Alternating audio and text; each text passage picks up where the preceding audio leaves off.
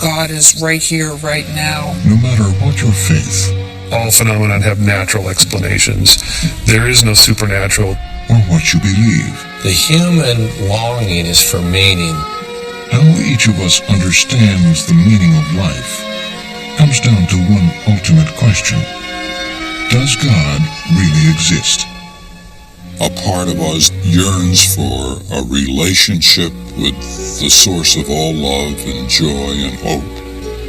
And another part that raises its fist in defiance.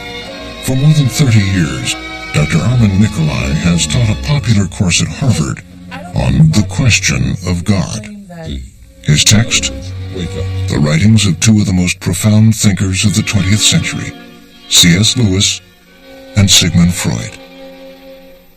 Arguably, Freud is the most influential spokesman for the secular worldview. Religion is the universal, obsessional neurosis of humanity.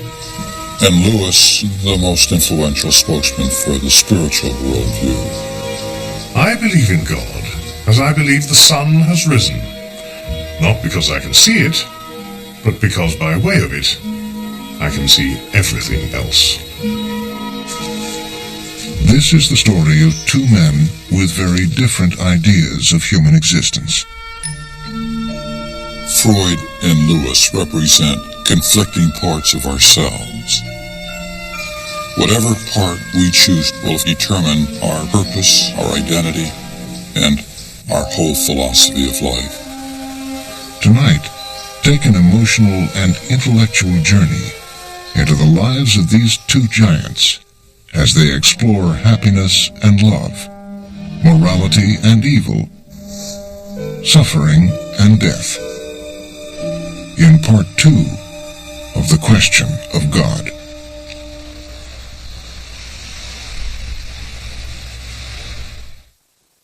Funding for this program was provided by Lawrence Rockefeller,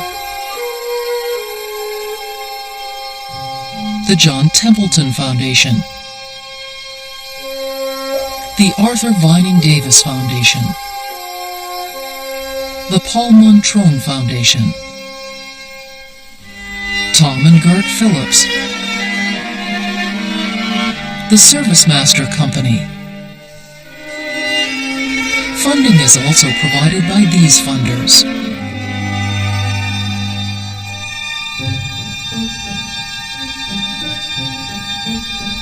This program was also made possible by the Corporation for Public Broadcasting and by contributions to your PBS station by viewers like you. Thank you.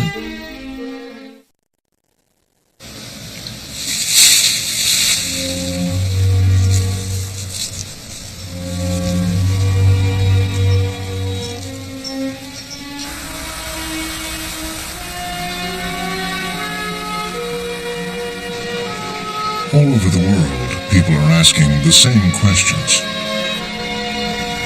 What does it mean to be happy? If God exists, then why is there so much pain and suffering in the world? What is the source of our morality? Is death our only destiny?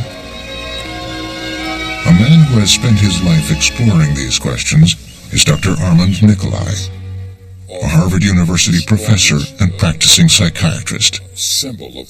His lectures, seminars, and book, The Question of God, draw on the lives of Sigmund Freud, the founder of psychoanalysis and an atheist, and C.S. Lewis, the most influential voice of faith in our time.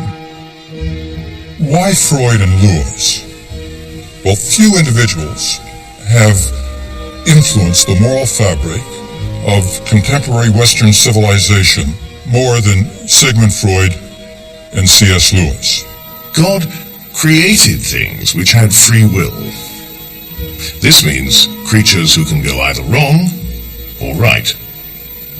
But a great many things have gone wrong with the world that God made, and God insists on our putting them right again. Well, see, that's what In Dr. Nicolai's seminar, C.S. Lewis, the believer, and Sigmund Freud, the atheist, are brought together in debate. No, we're not, if they're making a mistake. It would be an undoubted advantage if we were to leave God out altogether and admit the purely human origins of all the precepts and regulations of civilization. In childhood, Freud followed the Jewish traditions of his family, while Lewis followed the Protestant tradition of Northern Ireland. But Lewis's faith would be shaken by the early death of his mother, and then destroyed by the horrors he witnessed in the First World War. The fact that life preys on life, that all beauty and happiness is produced only to be destroyed. This was what stuck in my gullet. Sigmund Freud, studying medicine in the age of Darwin, found he had no use for God. Religious doctrines will have to be discarded. In the long run, nothing can withstand reason. Working with patients in Vienna, Freud developed the technique of psychoanalysis. He came to see belief in God as just another human fantasy. What Freud saw was that our Father who art in heaven and our Mother who art in heaven were the idealized parents of childhood, the king and queen of fairy tales. As a young man, C.S. Lewis had achieved much that he wanted. He was writing poetry and teaching at Oxford University. But his once passionate atheism now troubled him. I became aware that I was holding something at bay. I felt myself being given a free choice. I could open the door or keep it shut. I gave in and admitted that God was God. Yeah, but I wanted to ask Michael one other thing because I'm just curious about... Dr. Nicolai gathered a panel of 7 thoughtful men and women for this series. What is happiness? We all desire it, but how do you define it? Lewis asserts that the happiness which God designs for his highest creatures is the happiness of being freely and voluntarily united to him. God cannot give us happiness and peace apart from himself. There is no such thing. If you don't believe in God, then you're screwed. I mean, and that's not right. So that can't be right. I'm happy, and I have no belief in God at all. I have no connection to that. But forces you to look for deeper meanings that aren't just granted to you from on high, but you actually have to put some effort into finding something meaningful. It does strike me that the more profound thing for me has been how is joy fueled by a faith journey? And for me, it revolves around Jesus and the ability that gives me to have a place to stand, to have joy in the midst of the craziness, because life is utterly crazy. Through the series, we will move from their debate into episodes from the lives of Freud and Lewis. The panel will discuss their experiences with love, morality, evil, and suffering. So one challenge for someone who's agnostic, such as myself, is whether or not you can be as happy as someone who has a religious or spiritual worldview where they feel that when they die things will be looked after and everything is going to be taken care of. I can take a high dose of a potent narcotic and make myself rather happy. But is that happiness in any substantive sense? I would argue that it's not. But there's a more profound kind of happiness if you believe that your life has meaning. And for me, meaning means being connected to some sort of a big picture that makes sense. God is right here, right now, all the time. Let's look at how our worldview influences our life. One basic question is, does it contribute to our happiness?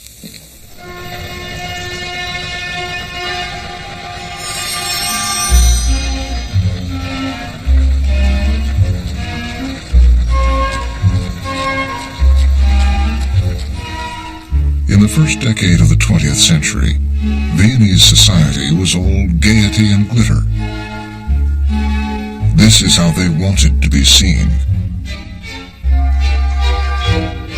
But day after day in his practice, Sigmund Freud saw the other side of Vienna, people who were deeply unhappy and who did not know why. Freud showed that humans are not masters in their own house, that to some degree we are ruled in an unruly way by unconscious forces outside of our awareness.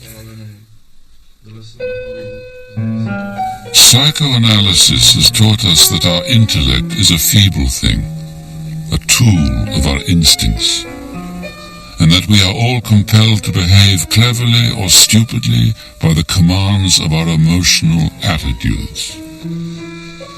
For him, unconscious life is a dynamic life, is the repository of our experiences, of our wishes, of our needs, which have been repressed, which couldn't be acted upon.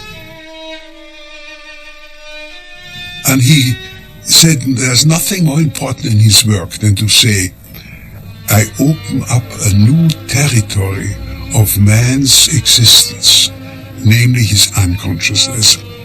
It is important. It is large. It influences everything we do. What is more natural than that we should persist in looking for happiness along the path on which we first encountered it? Sexual love has given us our most intense experience of an overwhelming sensation of pleasure and has thus furnished us with a pattern for our search for happiness. In 1905, Freud wrote a series of essays on sexuality. He stated plainly that sex, or the libido, drives our desires and impulses whether we know it or not, and that this drive is formed early in childhood. Viennese society was scandalized.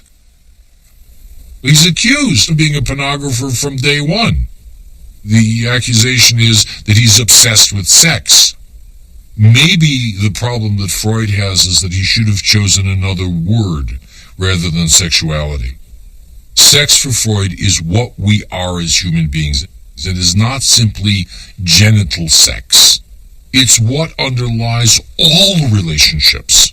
But what he says is the drives are the ones, the underlying, can we say, amorphous, unshaped drives, are those things which in a sense morph into various forms of relationships. As an individual, we relate to other people, to our caregivers when we're infants, to our spouses. At the base of who we are as a human being is in point of fact the sexual drive. We psychoanalysts are unable to see anything forbidden or sinful in sexual satisfaction. But it must be said, to believe that psychoanalysis seeks a cure for neurotic disorders by giving a free rein to sexuality is a serious misunderstanding which can only be excused by ignorance. But Freud's theories were misunderstood. What most incensed the public was that Freud claimed that sexuality began at birth, not puberty. He was accused of violating the innocence of childhood. When he spoke about infantile sexuality at the beginning, he spoke about genitality, step by step in our development, as the sexual component. Later on in life, he does not just speak about the body component pleasures and their impact on us, but he spoke about sexuality as an overall component which connects us together with affection and with the capacity to love. The making conscious of repressed sexual desires in analysis makes it possible to obtain a mastery over them. It can be said that analysis sets the neurotic free from the chains of his sexuality. When Freud says science wants to achieve that we are free of suffering and that we slowly learn to love thy neighbor, to be social. This is a condition which is difficult for us to achieve. So happiness is not something which is our aim. What he really said very often is, we want to be in a state of comfort, but we don't achieve it, but we want to be. Although he was called a sexual libertine, in his private life, Freud was a typical straight-laced member of the middle class. He had 6 children with his wife Martha, and found true pleasure in family life. He was a typical paterfamilias. I think he took great pride and pleasure in his children. He said of his children, they're my pride and my treasure. We are living rather happily and steadily growing, if modestly. The 2 boys, Martin and Ernst, are naughty and funny. Our Sophie is now becoming so beautiful.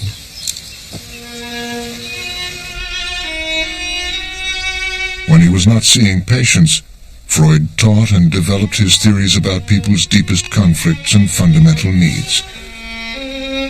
What he wrote about happiness was a definition of his own happiness.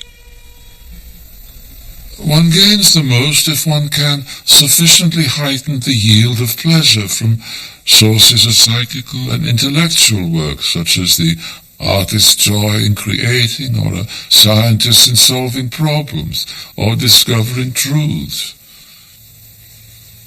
Freud would say that human beings have always been internally conflicted, and the internal conflict is between insatiable desires and prohibitions that are absolutely necessary for society to continue, and this leaves us in a state of unease, a state of dissatisfaction, and often in a state of wretched pain. And so rather than to look for another mythological intervention, that we need to accept our condition as it is, that we're perpetually conflicted. And then with the help of what he called the talking cure, we can change this wretchedness into ordinary unhappiness.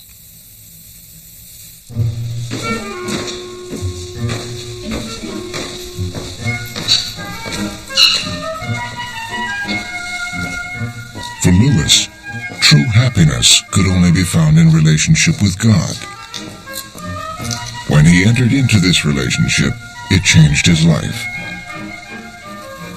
To believe in God and to pray were the beginning of my extroversion. I had been taken out of myself.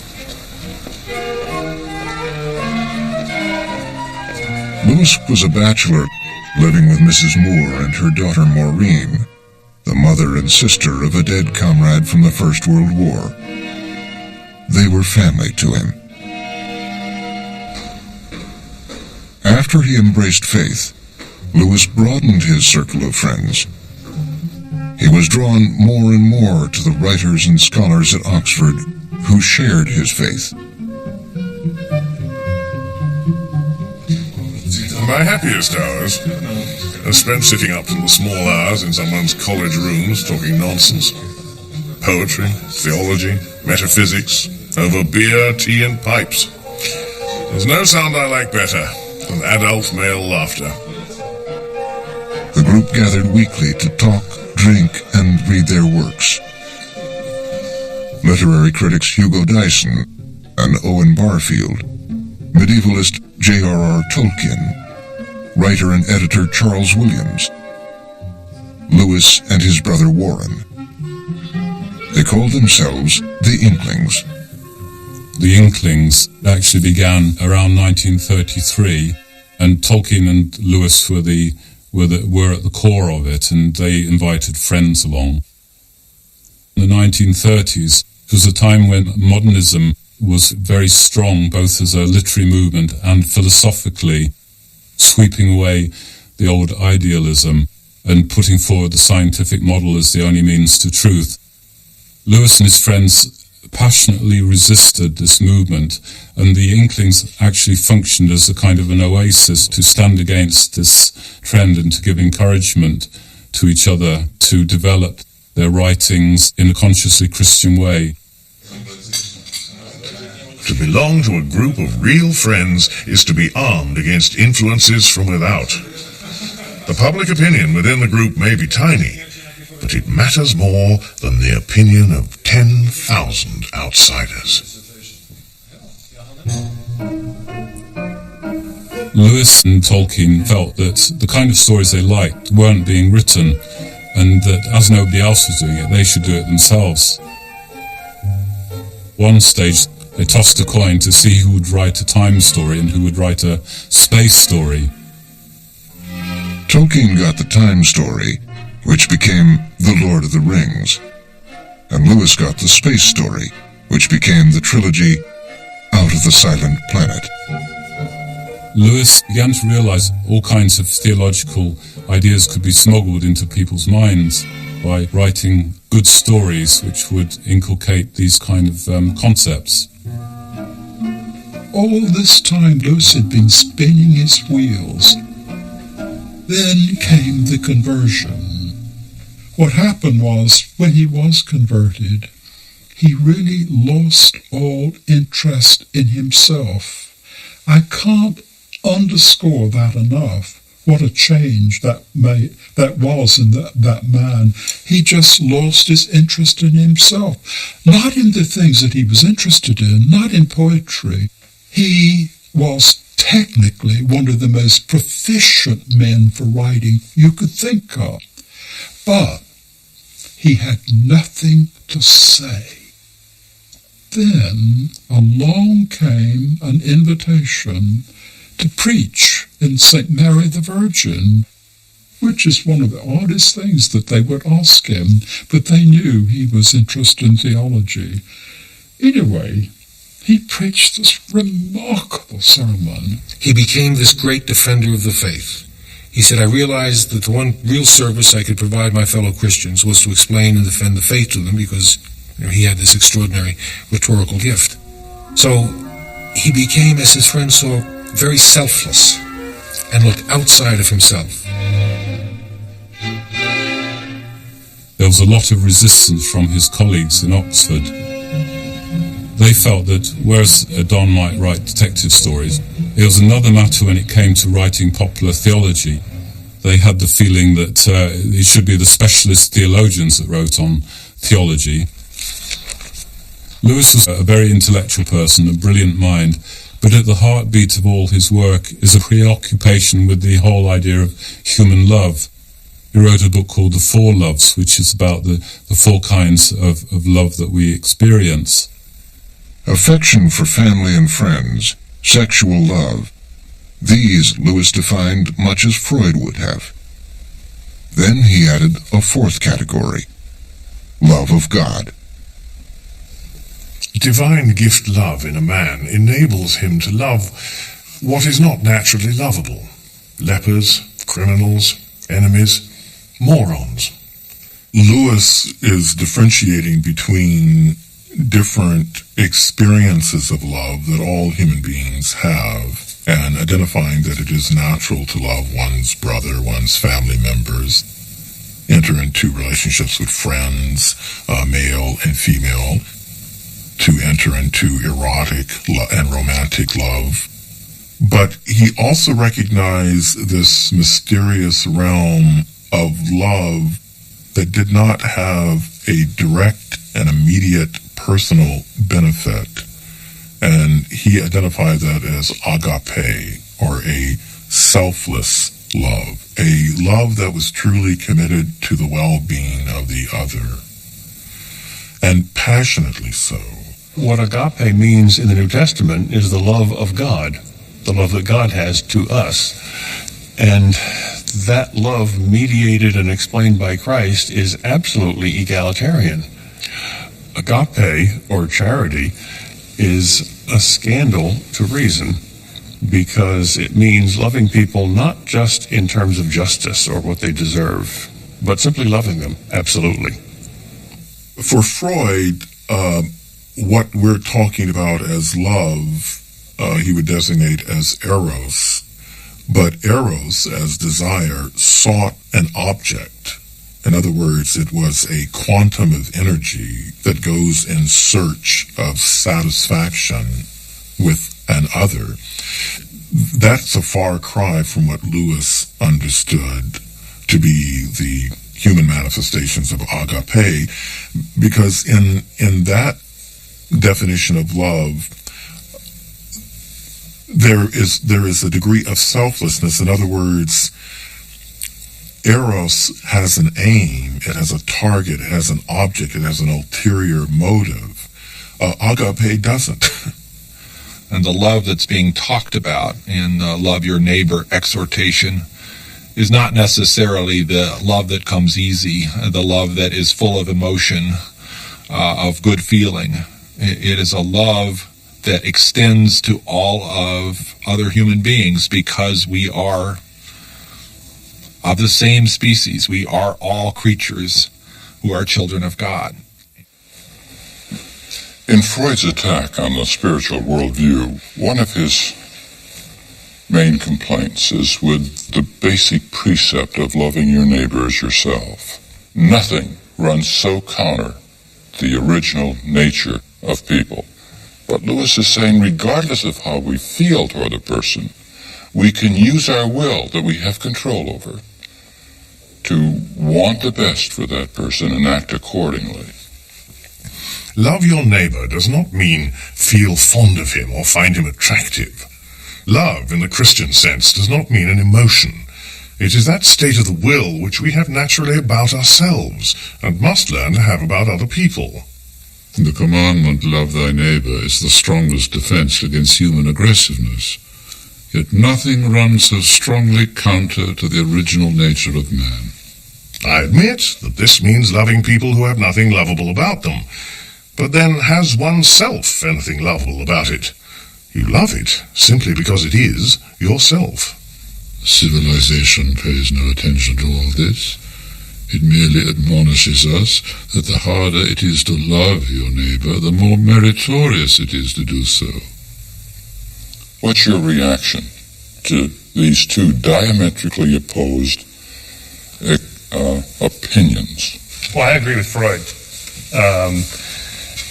It's moral and good to start off cooperating and be altruistic, but if the other person defects and keeps cheating and lying or whatever, you're just an idiot if you keep cooperating. There's nothing moral about that. You're a fool. The Jesus ethic sounds better, and it's a good way to start, but what people actually do is they start off cooperating, and if the other person defects, then they do a tit-for-tat thing, which is the wisest strategy in the long run. But that's not love. Cooperation's not love. I mean, I absolutely agree with you that you know, if somebody's kicking me in the shins, I'm going to stop him. You know, if somebody's robbing me, I'm going to call the police. That doesn't mean I can't love that person. It's loving the person, the whole person. I can at least empathize. I mean, I think we're talking about empathy here. I can see it. I can still call the police on this guy. But I don't put all the evil on him.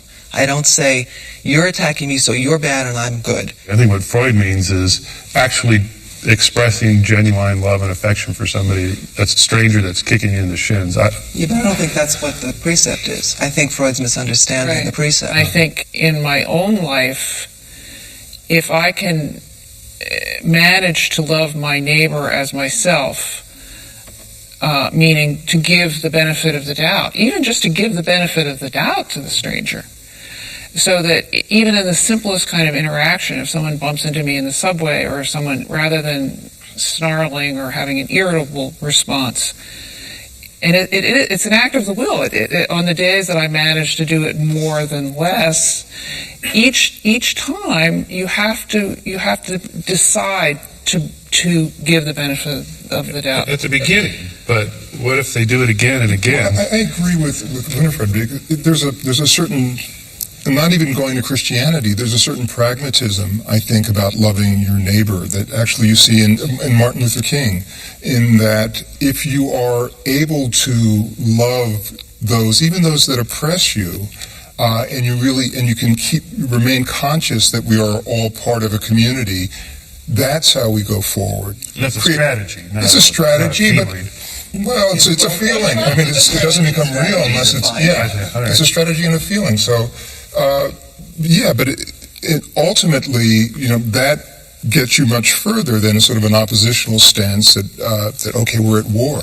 What's the point you're making when you say it's a feeling? Well, if you go through the behavior and you don't feel it, but maybe you will feel it, is that why you do it? It's irrelevant. No. The feeling's irrelevant. Well, it is will. I mean, you bring yourself there, Let me change this a little bit. I think the reason you do this, it changes the whole power equation. It's the way you change everything. Gandhi used those kind of principles. Martin Luther King used the principles of loving your enemy, and it changes everything. For example, in Roman law during the first century time, Roman citizens could call upon Jews to carry their luggage 1 mile.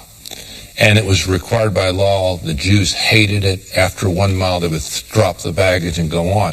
So Jesus says, we can change this power equation.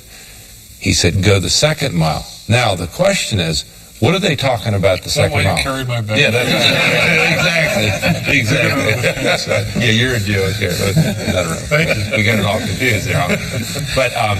But the idea was the 2nd mile, who's in charge now? And I think the power now has shifted to the one that was powerless. I find this a bit confusing because I don't know what's at stake in this discussion is between the spiritual worldview and the secular worldview. What relevance is this to the spiritual secular debate? I would say the difference it makes, we need a worldview. I need a worldview that embraces the complex kind of ways I need to relate to life. I am going to face people that harm me, that are my enemies. How do I deal with that? When somebody screws you in business, you have a choice. Kill the guy, get bitter, all that stuff. Or you can choose to say, be smart, but also forgive the person. Can't you do that without God? Well, maybe you can. I'm having a hard enough time doing it with God. So maybe some miraculous person, but I think it's so contrary to human nature that when you harm me or harm my child or my wife, for me, of course you can roll over and be a doormat, but if you are a person that has fire, to say I'm going to forgive that person and see them for what they could be and pray them into it, believe into it, treat them as they could become. And I think part of this idea of loving your enemy is saying there's a better side of you. There's an image of God that's stamped on you, and I want to believe you into that. And I think that's where the spiritual worldview is hugely important. Well, I think Jeremy has asked a question, though. How is this related to the spiritual worldview? We need to understand that both in the Hebrew Scriptures and in the New Testament, that the most important 2 commandments, not suggestions, but commandments. Not recommendations. And not recommendations, that's right. Thou shalt love the Lord thy God with all your heart, mind, soul, and strength. And thou shalt love thy neighbor as thyself. Now, if a person embraces this worldview, then that becomes the central organizing principle. the central organizing principle of their lives. Now, it's as Michael said, your first reaction is, this is kind of stupid. Love your neighbor as yourself. It doesn't make sense.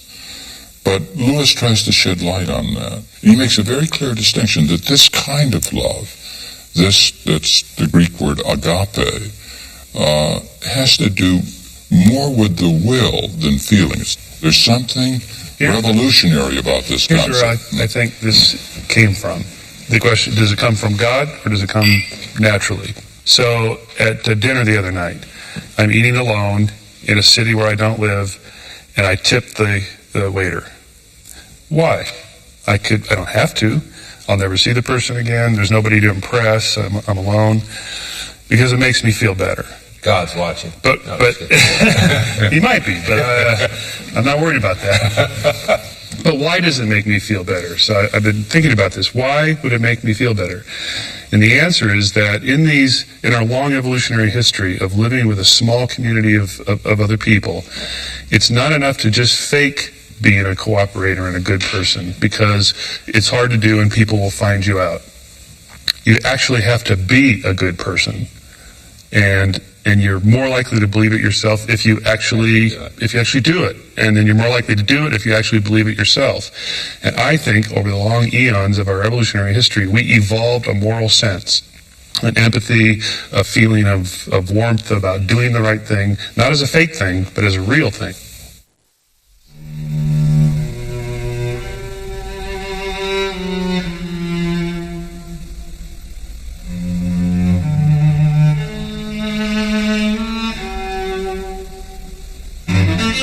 Freud saw human life drawn between two powerful and opposing forces. The life force on the one hand, and on the other, the death instinct. The destroying drive. Let us look away from the individual to the great war that is ravaging Europe. Think of the excess of brutality, cruelty and mendacity which is now allowed to spread itself over the civilized world.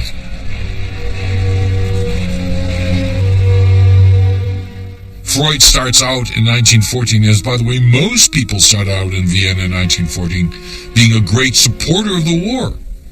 And by 1919 he is, as most people are in Vienna, aware of the horrors of what that communal response to the war really has brought. The death of an entire generation. A generation, by the way, in which his sons are part. 2 of my boys are still in artillery training. Martin is already in the trenches. Oliver left yesterday. I discharged a Russian patient as cured. 2 weeks later, he became my enemy who might, for all I know, shoot at one of my sons. After the First World War, there's a very interesting kind of shift, which is that Freud, who in a sense had been always interested in the growth potential of human beings, suddenly becomes aware that there's a dark side to human beings. He writes a series of papers on what he calls the death drive, about the fact that we, in a sense, not only want to preserve our lives, but that we are always moving toward death. And suddenly he starts to understand evil not only as part of individual development, but also part of society. These are indeed terrible times. It seems to us as though never before has an event destroyed so many precious possessions of our common humanity. Confused so many of the clearest intellects, debased the highest so thoroughly. This war has let the primeval man within us into the light.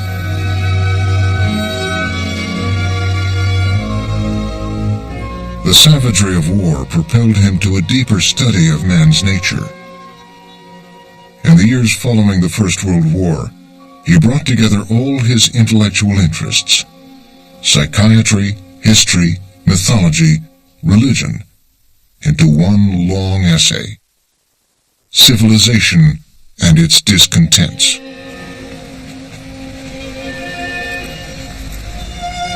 Civilization was based upon the fact that people were capable of regulating their instincts, regulating their most primitive, antisocial, anti-familial instincts. One could be jealous of a brother, one could want to have incest with a sister, but it was important that a regulated human being never act out such impulses. In fact, Freud at one point said the person who first hurled a word, an insult, so to speak, instead of a spear, was the founder of civilization. Civilization is perpetually threatened with disintegration. Instinctual passions are stronger than reason.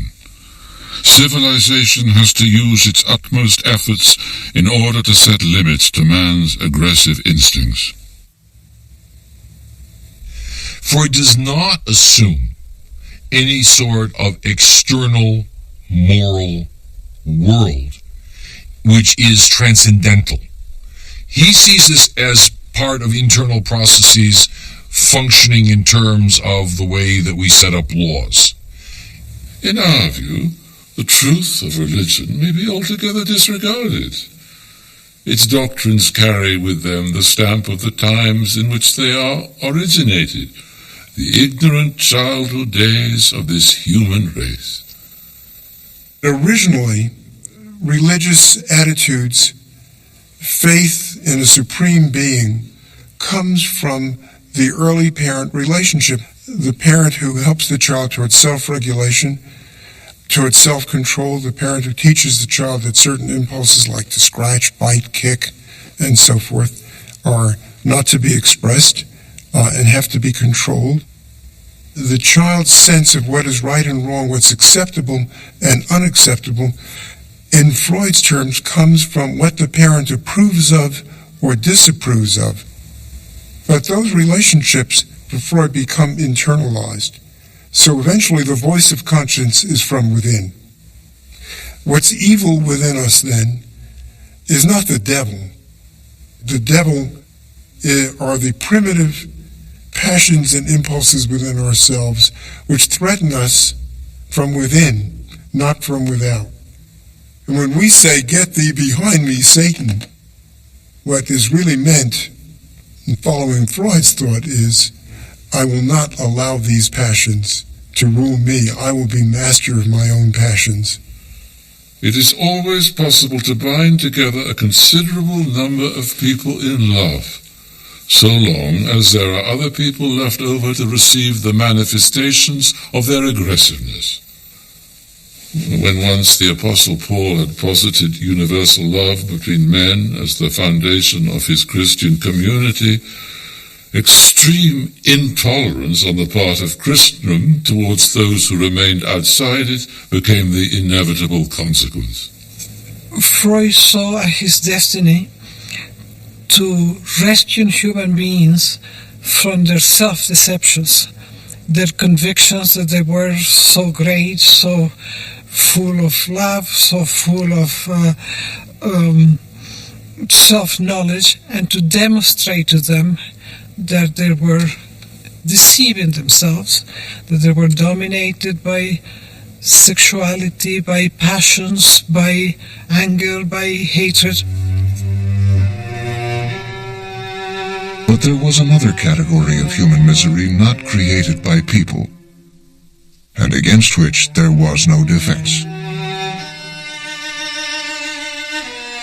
In the great flu epidemic that followed in the wake of the First World War, Freud lost his daughter Sophie. She was 23 years old and pregnant with her third child.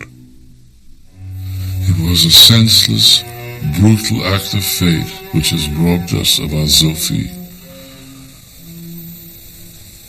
Tomorrow she will be cremated, our Sunday child. I do not know whether cheerfulness will ever call on us again. My poor wife has been hit too hard. Indeed, a mother is not to be consoled. And as I am now discovering, nor is a father. 3 years later, Sophie's 4-year-old son, Heinle, also died. He was an enchanting fellow. And I know that I have hardly ever loved a human being. Certainly never a child as much as him. I find this loss very hard to bear.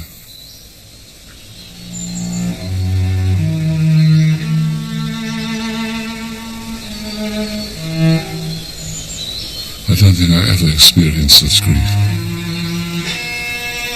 He meant the future to me, and thus has taken the future away with him.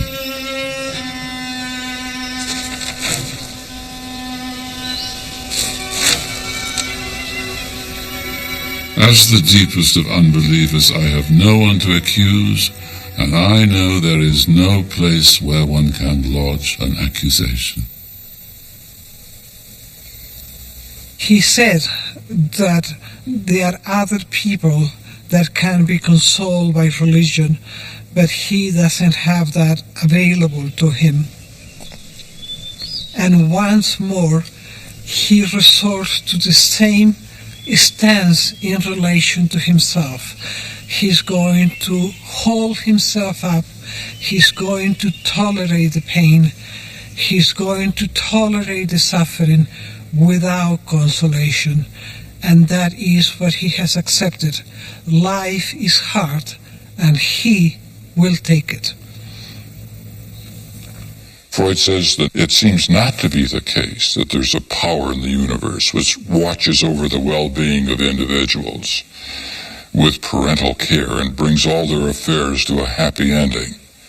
Earthquakes, tidal waves, conflagrations make no distinction between the good and what we consider the evil.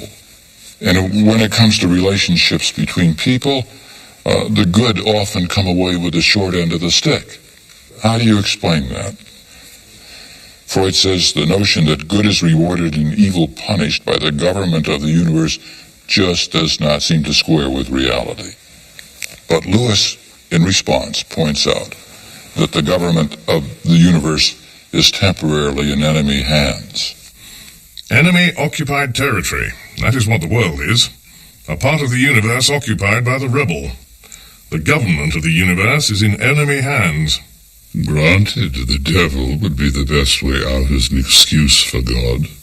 Nobody wants to be reminded how hard it is to reconcile the undeniable existence of evil with God's all-powerfulness or his all-goodness. This dark power was created by God, and was good when he was created, and went wrong. God created things that had free will. If a thing is free to be good, it is also free to be bad, and free will is what has made evil possible. Of course God knew what would happen if his creatures used their freedom the wrong way. Apparently he thought it worth the risk. God allows horrors. How do you reconcile all that we experience and come to expect in the world with your assumption of a moral world order?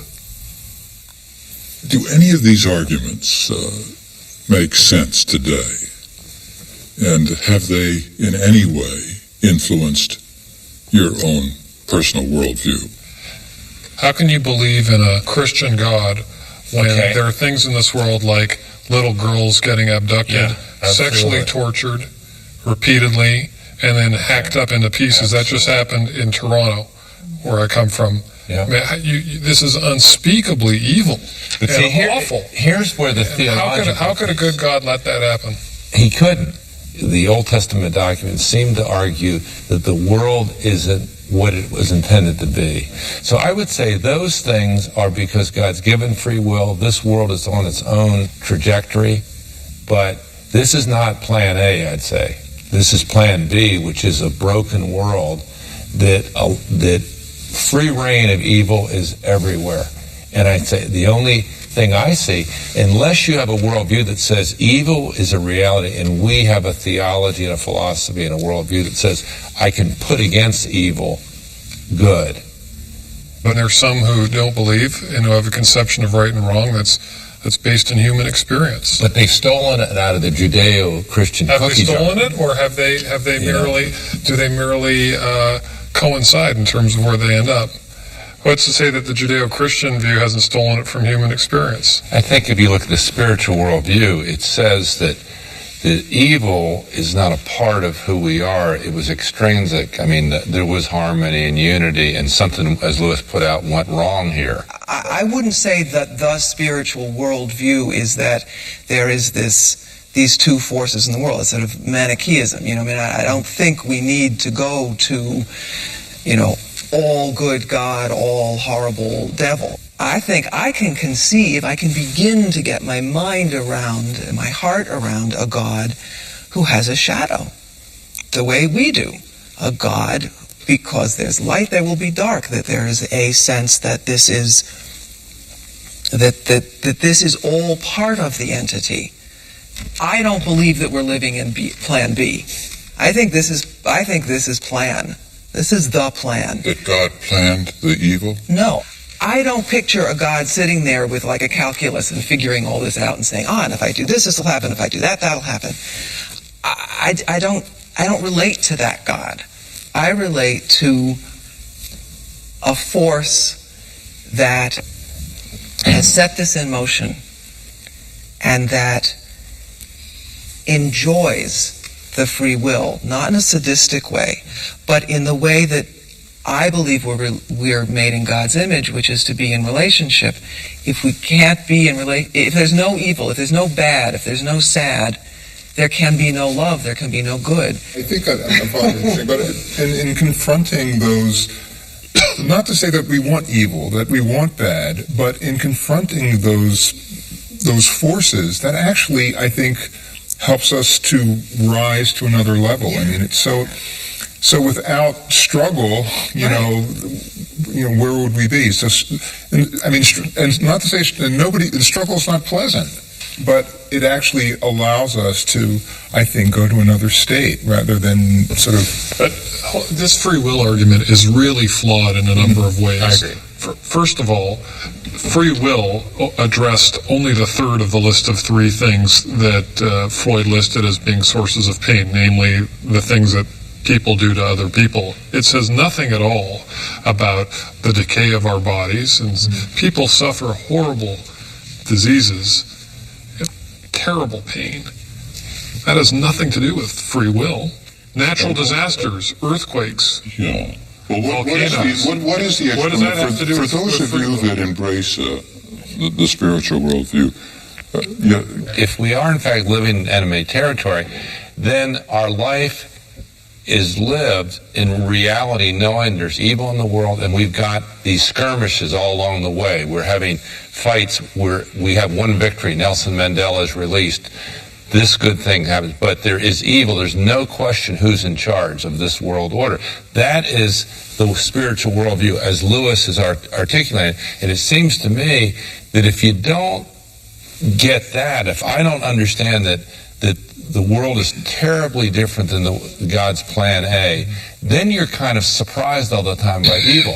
I think Lewis is saying, don't be surprised by evil. No, not surprised by evil. Nobody's surprised by evil. I mean, I think the point if you just say everything's God, everything's good, I think the worldview that says there's real evil everywhere, and our job in life is to fight against that. Yeah, but that's not talking about. A big piece of this for the religious person, though, is that which is something that it's a complete departure where you're never going to be able to have a dialogue with someone with a materialistic worldview about this. The person of faith, of any of the faiths I can think of, whether it's Buddhism or Christianity or Judaism, or the person of faith says, despite all this terrible stuff, I am putting my trust in the fact that it's still part of what will turn out to be a good picture.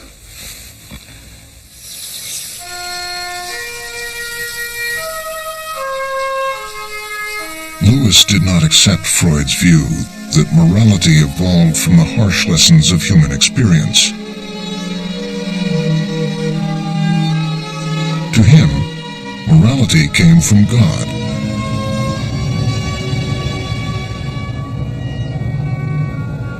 It was a message he brought to a mass audience in the years of the Second World War.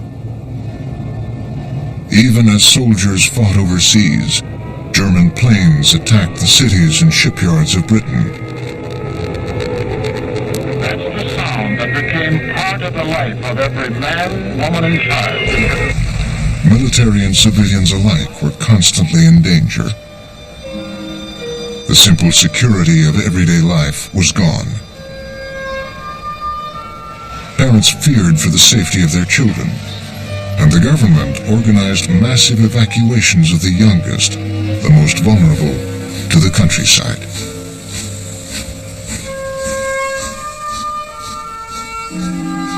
Four of these evacuees were sent to Lewis's home in Oxfordshire. This had enormous impact on Lewis. He'd been living with Mrs. Moore, and they'd been joined by his brother. It was a relatively small household, and he was very attracted to these young children, enjoying their zest as they explored the grounds of the kilns and discovered the pond in the distance and found the chickens, and to them it was almost like coming to a farm. This inspired him to start writing a story about four children who came as evacuees to a house in the country. One of the children had asked Lewis whether there was anything behind the big old wardrobe, and if she could open it. The question sparked his imagination. Several years later, he was able to pick this story up, and it became The Lion, the Witch, and the Wardrobe, the first of the Chronicles of Narnia, which of course is about four evacuees who come to the house of an old professor in the countryside. The Narnia stories, like Lewis's early science fiction, were allegories of the Christian faith. They told the tale of children who visited a magic land where good fought evil for power over the world.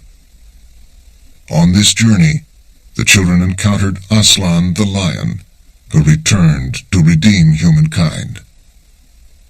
He has a mediator between God and human beings in the form of Aslan, who's very approachable and yet also is quite frightening. And it's a beautiful picture of a Christian view of faith.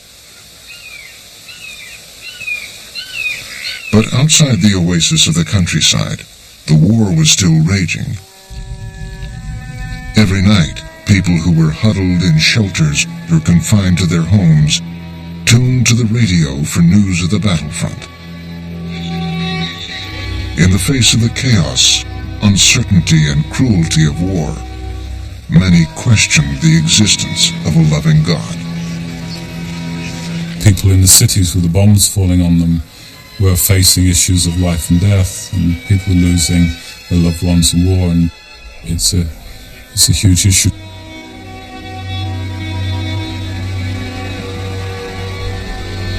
The director of religious programming at the BBC asked C.S. Lewis to give some broadcast talks about faith. Lewis at first was a bit uncertain. He didn't like travelling to London, and he didn't like the radio, but he felt a sense of duty to oblige, and he prepared the first of his series of talks to do with the moral law. It started as an experiment, just 5 broadcasts, 15 minutes each. Lewis was told to write as if he were speaking to the average citizen. The next step is from being mere creatures to being sons of God. We Christians don't call it evolution because we believe it isn't something coming up out of blind nature, but something coming down from the world of light and power and knowledge beyond all nature. It was so successful, the BBC couldn't get enough. They had so many replies begging them to get Lewis back. The first 5 talks were followed by another 5, and then another. History isn't just a story of bad people doing bad things. It's quite as much a story of people trying to do good things, but somehow something goes wrong. These radio broadcasts were collected in the best-selling book, Mere Christianity. The 1940s were Lewis's most prolific years. He wrote The Screwtape Letters, in which a senior devil teaches a young apprentice the tools of the trade, and The Problem of Pain, a treatise on suffering.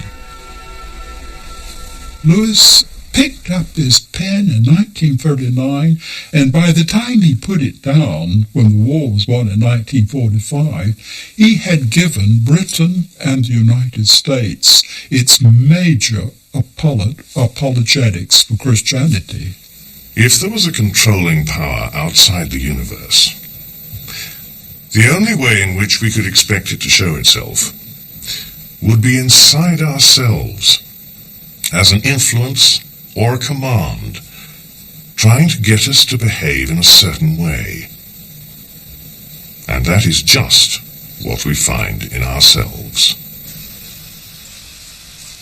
The existence of an indisputable moral law was central to Lewis's beliefs. For him, the fact that we have a conscience points undeniably to a creator. You might be in a dilemma where you need to rescue somebody who's drowning, and you're risking your own life in the process. But the moral law puts that obligation above your own instinct for self-survival.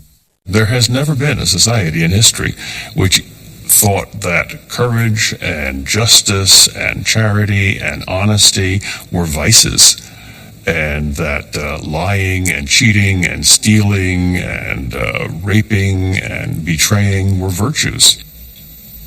This rule of right and wrong must somehow be a real thing, not made up by ourselves. If all of humanity is subject to moral obligation, what's the source of that moral obligation? How could it be something less than humanity? How could it be just our genes or past history or our influences or our biology? So from the moral law to a moral lawgiver. Lewis argues that if we were looking for evidence of a God who cares about us as individuals, where could you more likely look than within your own heart at this very central concept of what's right and what's wrong? And there it is, in the one place where you think you might most learn something about God, that's exactly where you find it. And not only does it tell you something about the fact that there is a spiritual nature that is somehow written within our hearts, but it also tells you something about the nature of God himself, which is that he